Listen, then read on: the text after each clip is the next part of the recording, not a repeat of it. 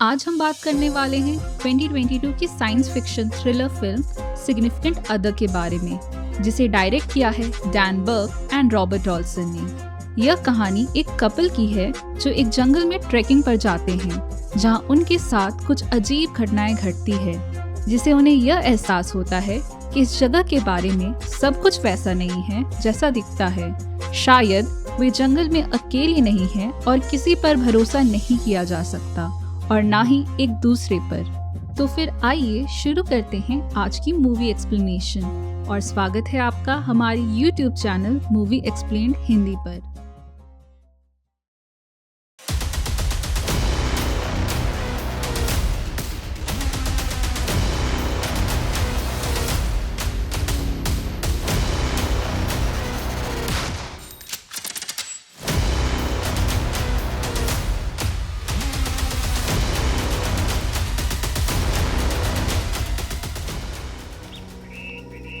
Movie की शुरुआत होती है एक जंगल वाले सीन के साथ, और हमें दिखाया जाता है कि एक लाल रंग का एस्ट्रॉइड आसमान से धरती की ओर जंगल में गिरता है। उसी जंगल में घूमता हुआ एक घायल हिरन दिखता है। तभी अचानक से उस पर पीछे की तरफ से किसी चीज से हमला होता है। सीन कट होता है कहानी के मुख्य पात्र रूथ और हैरी पर। वे कार से घने जंगल की ओर जा रहे होते हैं। रूथ अपने ख्यालों में कहीं खोई हुई होती है और हैरी गाना गाकर रूथ को खुश करने की कोशिश करता है। आगे हमें फिर वही पहला सीन दिखता है और पता चलता है कि रूथ और हैरी उसी जंगल की ओर जा रहे हैं जहां एस्ट्रॉइड गिरा था। असल में रूथ और हैरी उस जंगल में ट्रैकिंग के लिए जा रहे होते हैं, और ट्रैकिंग पर जाने से पहले कुछ खाने के लिए रुकते हैं, जहां रूथ एक किताब पढ़ रही होती है जिसका नाम विल्डरनेस सर्वाइवल गाइड है, जो प्लांट्स और एनिमल्स के बारे में होती है। कुछ खाने के बाद दोनों ट्रैक की ओर बढ़ते हैं। हैरी को पहाड़ पसंद है और रूथ को समुद्र, इसलिए रूथ ट्रैक पर जाने से डरी और घबराई हुई सी होती है। वहीं हैरी उसे समझाता है कि डरने की कोई बात नहीं है, वह पहले भी यह ट्रैक 4 बार कर चुका है। दोनों जंगल की ओर बढ़ते हैं, पर अब भी रूथ थोड़ी घबराई हुई दिखती है, और उसे लगता है कि जंगल में वे लोग अकेले नहीं हैं और कोई उनका पीछा कर रहा है। शाम होने वाली होती है, इसलिए एक जगह पर रुककर रूथ टेंट लगाती है और हैरी खाने को कुछ बनाता है। फिर रात होने पर दोनों सो जाते हैं, पर रात में रूथ की नींद टूट जाती है और वह टेंट से बाहर निकलती है, पर उसे लगता है कि आसपास कोई है और उसे देख रहा है। तभी हैरी भी वहाँ पर आ जाता है और रूथ डर जाती है। वह हैरी को बताती है कि शायद उसने एक हिरन को देखा है। असल में यह वही हिरन होता है जिसे मूवी में पहले दिखाया गया था। अब सुबह हो जाती है और दोनों जंगल में आगे बढ़ते हैं। चलते हुए दोनों एक खाई के पास पहुँच जाते हैं, जिसके आगे समुद्र दिखता है। हैरी इसे सही मौका समझकर रूथ को अंगूठी के साथ प्रपोज करता है। हैरी को अंगूठी के साथ प्रपोज करते देख रूथ की सांसें गहरी होने लगती है और उसे पैनिक अटैक आ जाता है।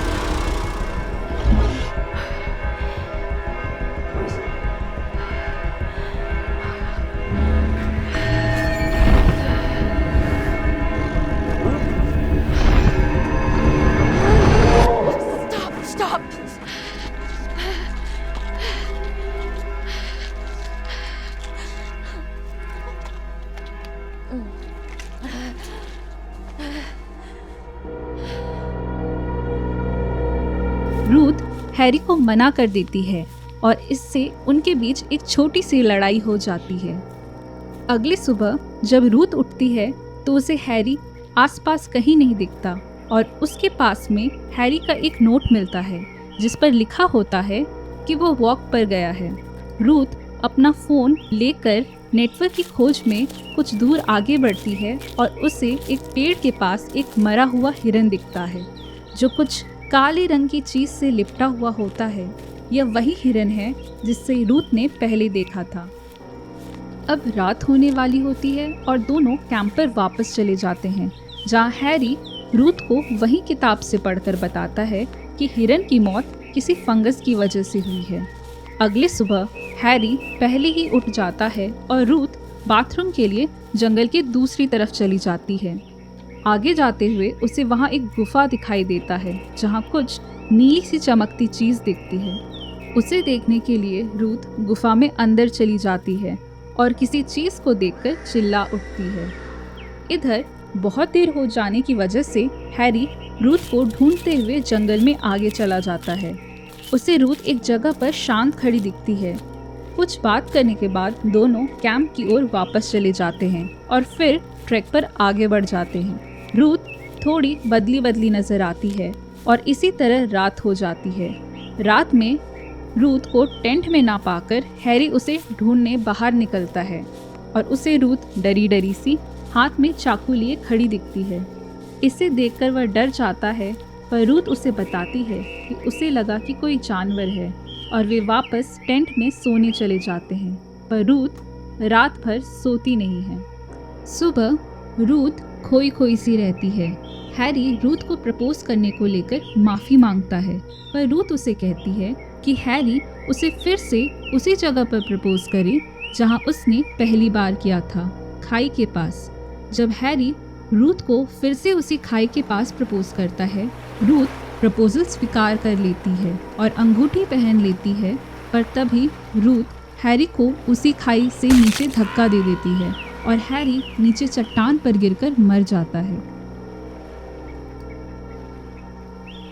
हैरी को धक्का देने के बाद रूथ दौड़ते हुए जंगल से बाहर निकलने की कोशिश करती है और दौड़ते दौड़ते शाम हो जाती है और वह चक्कर खाकर ज़मीन पर गिर जाती है। कुछ समय बाद वहाँ एक और कपल विवियन और रे ट्रैक करते हुए आते हैं और रूथ को ज़मीन में बेहोश पाकर उसे होश में लाने के लिए पानी पिलाते हैं और उसे पूछते हैं कि उसके साथ क्या हुआ। पर रूथ कहती है कि उसे कुछ भी याद नहीं। मेडिकल हेल्प के लिए वे कॉल करने की कोशिश करते हैं, पर नेटवर्क ना होने के कारण रूथ को वो अपने साथ अपने कैंप ले जाते हैं। वहाँ विवियन उसे बात करने की कोशिश करती है, पर रूथ का सारा ध्यान रे के हाथ में चाकू पर रहता है। जब विवियन और रे आपस में बात कर रहे होते हैं, तब रूथ अचानक से हाथ में चाकू उठा लेती है। उसे देखकर दोनों घबरा जाते हैं, पर तभी वहाँ पर हैरी जिंदा और सही सलामत वापस आ जाता है, जिसे देखकर रूथ जंगल में भाग जाती है और उसके पीछे पीछे विवियन भी चली जाती है। कुछ समय बाद रे विवियन को ढूंढते हुए उसी ओर आता है और उसे पुकारता है। रूथ और विवियन एक जगह छिपे होते हैं, लेकिन रे की आवाज़ सुनकर विवियन उसके पास जाने के लिए उठती है। रूथ उसे रोकने की कोशिश करती है, लेकिन विवियन उसकी बात नहीं मानती और रे के पास चली जाती है। तभी हैरी, जो रे के पीछे खड़ा होता है, अपनी उंगलियों से एक लंबी और धारदार चीज़ निकालता है और विवियन के सामने ही रे को मार डालता है। इसके बाद वह विवियन को भी मार देता है। हैरी रूथ से पूछता है कि उसे कैसे पता चला कि वह असली हैरी नहीं है। तब रूथ उसे बताती है कि पहले जब वह जंगल में गुफा में गई थी, तब उसने वहाँ असली हैरी को मरा हुआ देखा और उसकी लाश को कुछ काले से चीज़ में लिपटा हुआ देखा था। हैरी रूथ को बताता है कि वह असल में एक एलियन है। असल में मूवी की शुरुआत में हमने जिस चीज़ को हिरन पर हमला करते देखा था, वह एलियन था जिसने हिरन को मारकर उसकी जगह ले ली थी और फिर आगे हैरी को मारकर हैरी की जगह। हैरी रूथ को मारने की कोशिश करता है, लेकिन उसे मार नहीं पाता। तब उसे एहसास होता है कि उसने हैरी की शक्ल और याददाश्त को लेने के साथ साथ उसकी भावनाओं को भी अपना लिया है और अब उसे भी हैरी की तरह रूथ से प्यार है, जिस कारण हैरी रूथ को नहीं मार पाता। तभी रूथ मौका देकर वहाँ से भागने लगती है, लेकिन हैरी उसे पकड़ लेता है और समझाता है कि वह रूथ से प्यार करता है और उसे चोट नहीं पहुंचाएगा। साथ ही वह उसे कुछ दिखाना चाहता है। हैरी रूथ को समुद्र के पास ले जाता है और अपनी स्पेसशिप दिखाता है। वहाँ रूथ को समुद्र में शार्क नजर आते हैं। हैरी रूथ को बताता है कि आने वाले समय में उसके जैसे और भी एलियंस आएंगे, जो धरती पर दूसरों की जगह ले लेंगे और धरती पहले जैसी नहीं रहेगी। वह रूथ को अपने साथ दूसरे ग्रह पर ले जाना चाहता है। इस दौरान रूथ हैरी की जेब में चाकू देख लेती है और उसे लेकर हैरी पर हमला करके समुद्र की ओर भाग जाती है। यह देखकर हैरी भी उसके पीछे समुद्र की ओर जाता है। चाकू लगने के कारण हैरी के शरीर से खून बहने लगता है जो समुद्र के पानी में घुलने लगता है। खून की महक से शार्क मछली हैरी की ओर आकर्षित हो जाती है और उस पर हमला कर देती है। रूथ को लगता है कि हैरी मर चुका है और वह वहां से भागते हुए जंगल की तरफ निकल जाती है। रास्ते में वह विवियन और रे के कैंप के पास रुककर खाने का सामान ढूंढती है और खाने के बाद आराम करती है, लेकिन उसे फिर से पैनिक अटैक आता है और वह दवा खाती है। वह दवा की आखिरी गोली होती है। तभी हैरी वहां आ जाता है और रूथ को अपने टेंटिकल से पकड़कर यह कहता है कि वह क्यों डर रही है। वह उसे नहीं मारना चाहता, बल्कि वह तो उसे बचाना चाहता है। लेकिन बात ना बनने पर हैरी रूथ को उसी गुफा में ले जाता है जहां उसने असली हैरी को मारा था। जब रूथ की आंखें खुलती है तो वह देखती है कि एक काले पदार्थ से लिपटी गुफा की दीवार से चिपकी हुई है और हैरी अपने टेंटिकल से कुछ कर रहा है। दरअसल हैरी रूथ की जगह लेने की कोशिश कर रहा है और ऐसा करते हुए रूथ की सारी यादें, भावनाएं और दर्द भी महसूस कर रहा होता है। रूथ समझ जाती है कि एलियन जो अब रूथ की शक्ल में है वह रूथ के सारे दुख दर्द को भी महसूस कर सकता है।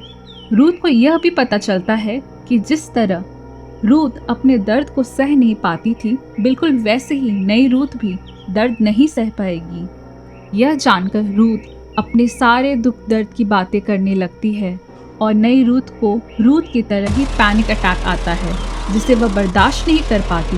वह घबराहट के साथ दवा ढूंढने लगती है, लेकिन उसे दवा की डिब्बी खाली मिलती है क्योंकि असली रूथ ने पहले ही वह आखिरी गोली खा ली थी। दर्द, घुटन और घबराहट से भरी नई रूथ हार मानकर जमीन पर गिर जाती है। मौका देखकर असली रूथ पास पड़े चट्टान के टुकड़े से उस एलियन पर हमला कर देती है और तुरंत वहां से भाग जाती है। लेकिन एलियन अब भी नहीं मरता और उसके घाव धीरे धीरे भरने लगते हैं। लेकिन असली रूथ भागकर जंगल से बाहर आ चुकी होती है। फिर भी उसे डर रहता है कहीं एलियन फिर से न आ जाए, लेकिन हिम्मत जुटाकर रूथ कार लेकर वहां से निकल जाती है। अब रूथ और हमें लगता है कि सब ठीक हो चुका है क्योंकि रूथ उस जंगल से जिंदा कार से वापस आ रही होती है और कार में गाना भी बज रहा होता है। लेकिन तभी गाना बंद हो जाता है और एलियन की आवाज़ कार की रेडियो में सुनाई देती है। वह रूथ से कहता है कि अब उसे रूथ के बारे में सब कुछ पता है। वह कहीं भाग या छुप नहीं सकती और ना ही आने वाली चीज़ों से बच सकती है। फिर से हमें फिल्म की शुरुआत वाला सीन दिखाया जाता है। रूथ कार से जंगल से वापस लौट रही होती है, लेकिन तभी हमें आसमान में बहुत सारे लाल रंग के एस्ट्रॉयड दिखते हैं जो आसमान से धरती पर उस जंगल की ओर गिर रहे हैं। यह फिल्म यहीं ख़त्म हो जाती है।